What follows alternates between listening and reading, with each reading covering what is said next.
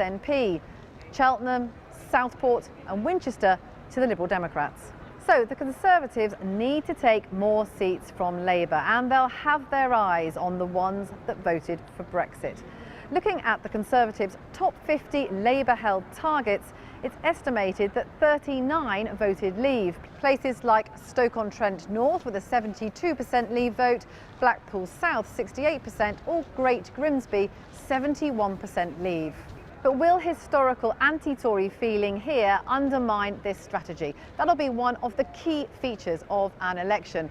And the other unknown is the potential impact of Nigel Farage's Brexit party. Could it damage the Tories' chances by winning the support of Leave voters? Vicky Young there. Let's talk to our Deputy Political Editor, John Pienaar, who's at Westminster. John, David Cameron, the former Prime Minister, who of course held the Brexit referendum in 2016, is now broken his silence on the current Brexit impasse.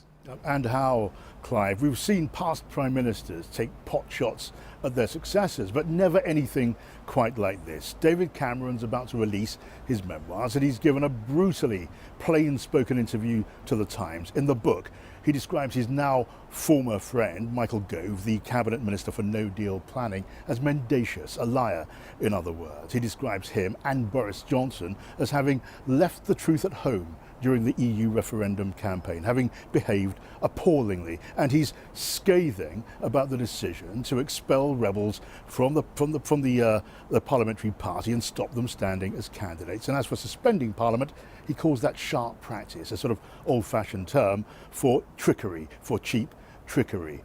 Now, this is a row of a kind we haven't quite seen before. It compounds the row that's going on just at the moment. And we're now looking at a former Prime Minister attacking the present Prime Minister on top of another former Prime Minister, John Major, challenging Boris Johnson in court. Has there ever been a Prime Minister as polarising and divisive as the one we're seeing now in modern times? It's true that those closest to Boris Johnson in number 10 Downing Street believe these divisions may work for him and help convince Brexiteer voters that Mr Johnson is on their side. But if the Prime Minister...